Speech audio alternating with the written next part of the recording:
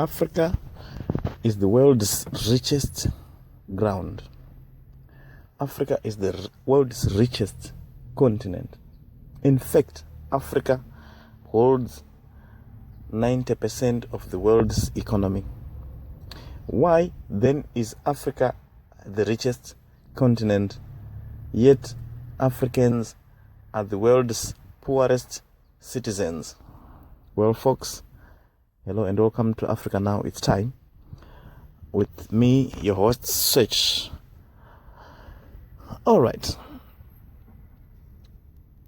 There are some other things which happened way back. Introduction of education or civilization. If we look today, we will see that indeed Africa became civilized. What do I mean? You ask me, Search, tell us, what do you mean? Of course, I really mean that Africa is civilized. But the truth of the matter is Africa is brainwashed. Wow, what a mystery. What I'm talking about right now is we own resources. We own everything. Why was the Lancaster Treaty? Why were we taken from Africa and go to Europe, to Britain, to sign agreements about governing African countries? Why not here? Why not sit all our chiefs and the heads of states here in Africa, make decisions from all of them here? Rather, they took a few which they think they are capable of leading and took them far away, brainwashed them, give them the information they want them to accept, and bring them back. So it's like mini Britons being run in Africa. Mini British colonies. We're still under the same colonial masters. The thing is, what I mean is the education system itself. What were they training us to do at school? They taught us and told us, go and get a degree. If you get a degree, you will be able to sustain yourself.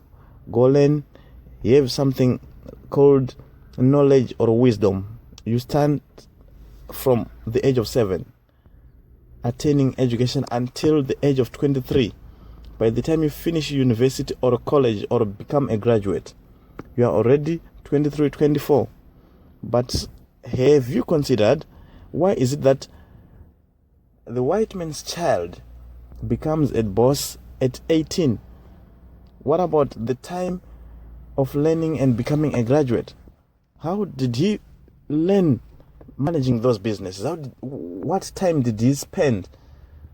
But the African child spends up to 23, 24. That's why today we've got a lot of graduates from Africa in those top companies abroad. What was taught in the mind of the African child? Go learn and work for us. Go learn and become an expert and work for me. Go learn and acquire the enough knowledge. So that's what I say. It's total 100% brainwash. We didn't learn or acquire wisdom. They might think, they might say it is civilization. That's what they want us to believe. What subjects were we learning at those schools? What were they teaching us? They were teaching us law. They were teaching us geography. They were teaching us science. They were teaching us commerce and all those subjects.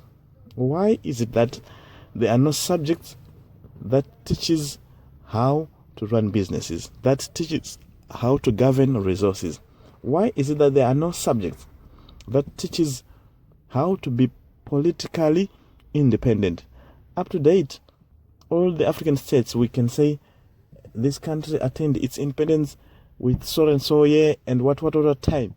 But come to the truth of the matter, we still are not yet civilized. All of our resources, natural resources, Africa holds the world's economy. The world's economy from gold, you can mention it, petroleum, gas, crude oil, uranium, grains. We even have countries they call bread baskets in Africa. But after producing those produces, where do we take them? They are quickly transported away. Why is it that our raw materials, raw gold, if companies are not owned by African states, if they are owned by African states, let me say, how come we don't sell our raw produces at a high price? Who mark the prices? Why is it companies from the east, the ones who buys, are the ones who determine the price, the cost? What a theory.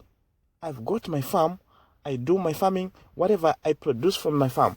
Then somebody wants to buy is the one who come and say, no, we don't buy the farm produces at that price.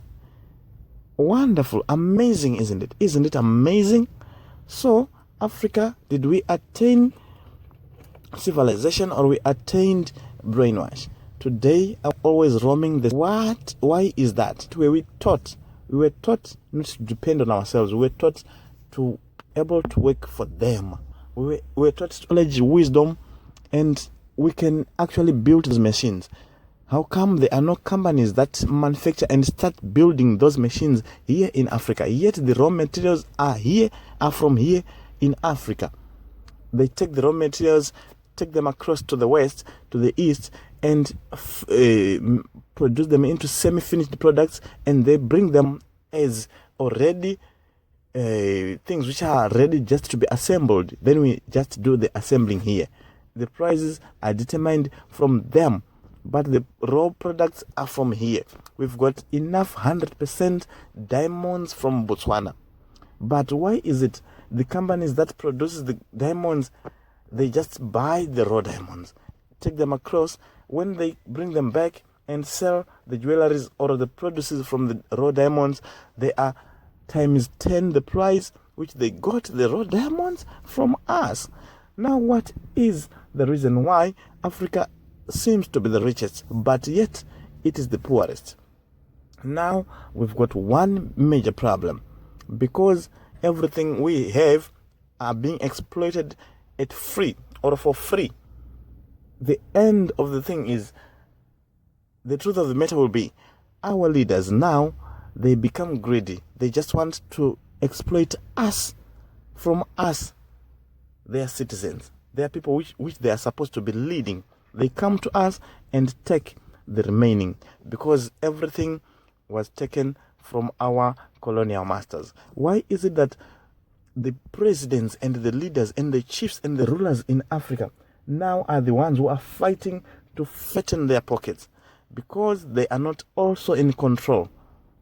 Why is it that you get education? After getting education, acquiring education, you wish to go and work in the West. You want to go and work in Europe. You want to go and work in Australia. You want to go to work in America, because you think their life is better.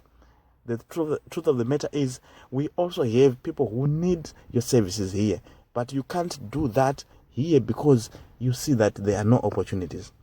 That's taking what we have, our investments, taking them outside. Business people, they rather think that, no, I cannot do business here in Africa because I don't get much profits. It's better I take what I have. The little business people we have, which we thought that can be our hope and enrich Africa, they take everything and go and invest in their countries. When those guys come in Africa to do their businesses, they don't bank here or invest their money here. They'll be doing their business here and take the money, fly it back home.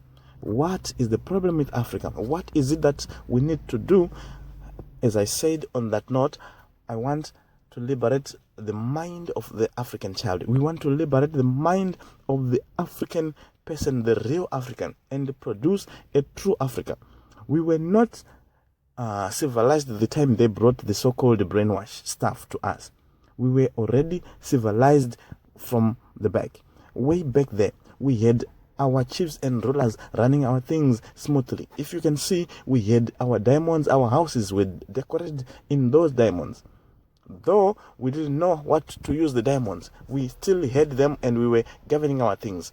Let's meet again on the next chapter and speak more about liberating the African child, setting free the mind of the African child. We want to meet again as we move. In every week we will be posting videos. If you haven't subscribed, please subscribe so that you can get full information on liberating Africa.